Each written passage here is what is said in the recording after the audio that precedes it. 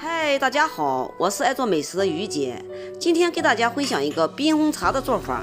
冰红茶冰凉爽口，又能降暑，最适合炎热的夏天喝。热辣辣的天儿，从外边上班回来，从冰箱里拿出来一瓶冰红茶，喝着别提有多爽了。买着喝又太贵，又不方便，还是自己做着喝吧。花2-3块钱就可以做满满的一大锅。下面请跟我一起来操作吧。所有的食材配料我都给它打在屏幕上方，请大家仔细看。枸杞上面有杂质，我用凉水泡开后，给它过滤掉杂质，给它倒入清水中备用。红茶用温开水给它洗干净，加入清水中，随后把大枣片、薄荷叶、冰糖都给它加进去，用大火给它煮开。在这里给大家说一下，我这些食材其实可以煮6公斤的水，把糖多加一点就可以了。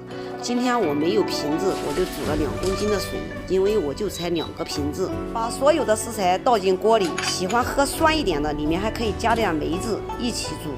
盖住盖子，大火煮开后，然后给它盖住盖子焖5分钟左右。趁着焖制的时间，我们来准备一点蜂蜜和柠檬汁备用。嫌麻烦的姐妹们可以把柠檬切成片放在锅里一起煮，那样会更酸一点。蜂蜜和柠檬汁准备好以后放在一边备用。现在把里面的料渣给它捞出来不要。料渣捞出以后，追求完美的，然后把这个水给它过滤一下，像这样的水更加清澈。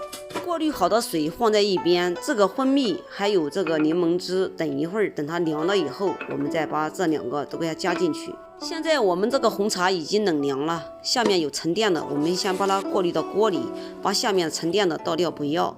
然后再把蜂蜜和柠檬汁给它加进去，给它搅和搅和，我们的红茶就做好了。再把它倒入一个小冷水杯里面，放入冰箱冷藏几个小时以后，又热又渴的时候给它拿出来喝，可爽了。喜欢喝冰水的朋友还可以用这种饮料瓶，给它倒入饮料瓶里，然后放冰箱冷藏室冷藏，在又热又渴的时候拿出来喝，消暑非常的快哦。